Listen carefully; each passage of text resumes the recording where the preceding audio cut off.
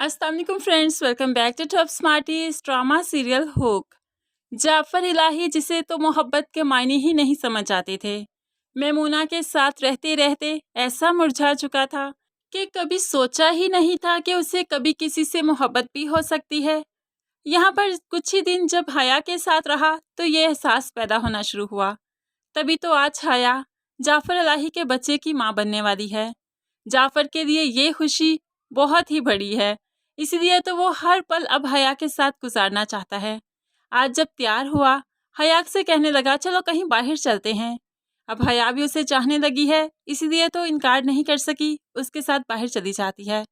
जैसे ही वापस आई मैमूना का तो खून खोलने लगा कि आखिर अब हया को कहाँ कहाँ लेकर जाएगा। एक बच्चा देने लगी है, अब तो उसे सातवें आसमान पर ही बिठा दिया उसने।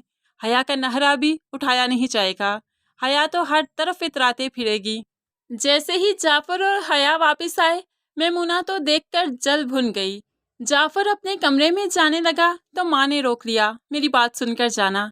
अब हया अपने कमरे में जाने लगी तो मैमूना ने रोक लिया और कहने लगी बहुत हवाओं में उड़ती जा रही हो, बहुत जल्द नीचे गिर जाओगी, क्योंकि जो जाफर तुमसे मोहब्बत जता रहा है सिर्फ तुम्हारे हुस्न की वजह से, जवानी की वजह से। आखिर कब तक हसीन रहोगी, ये जवानी कब तक कायम रहेगी? जैसे ही तुम्हारी जवानी ढलकेगी उसकी मोहब्बत भी खत्म हो जाएगी। हया मैमूना की बातों से बहुत परेशान हो जाती है और अपने कमरे में जाकर भी बहुत दुखी है कि क्या वाकई जाफर उसे छोड़ देगा तो वो कहाँ जाएगी। दूसरी तरफ अब माँ भी जाफर को समझाने लगी कि मैमूना भी तुम्हारी बीवी है, बच्चे की खुशी में उसे भूल मत जाना। तो जाफर कहने लगा मुझे कुछ अर्सा हया के साथ गुजारने दें, क्योंकि वो मेरे बच्चे की माँ बनने वाली है। मैमूना मेरी बीवी है, इस घर में रहे उसे किसी चीज़ की कमी नहीं होगी, लेकिन हया को मेरी ज़्यादा ज़रूरत है, उसके साथ मुझे हर पल रहना है ताकि कोई भी उससे या उसके बच्चे को नुकसान ना पहुंचा सके। लेकिन माँ कहने लगी तुम्हारी दलीलें एक तरफ, लेकिन ये सच्चाई भी एक तरफ कि तुम दो बीवियों के शोहर हो।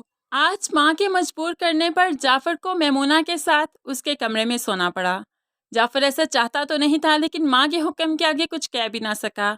अब सारी रात खुली आंखों के साथ सिर्फ हया को याद करता रहा कि वो क्या कर रही होगी, क्या सोचेगी।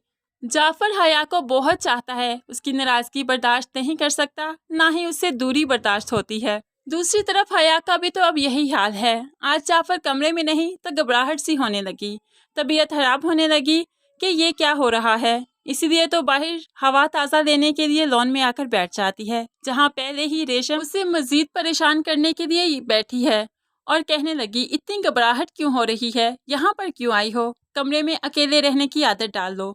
2-4 दिन हुए नहीं जाफर भाई के साथ रहते हुए कि तुम्हें आदत पड़ गई और उनके बगैर घबराहट होने लगी। तुम्हारा जाफर भाई से अलग होना तो अब तय है, वो तो मैमूना करवा कर ही रहेगी, इसलिए तुम्हें आदत डालनी ही होगी। वो तो हया को और मजीद ज़्यादा परेशान कर देती है, क्योंकि रेशम मैमूना का साथ देना चाहती है ताकि कल को जब उसकी शादी की बात हो तो मैमूना सबके सामने उसका साथ दे सके। इसीलिए तो वो हया से अब बदगुमान हो चुकी है।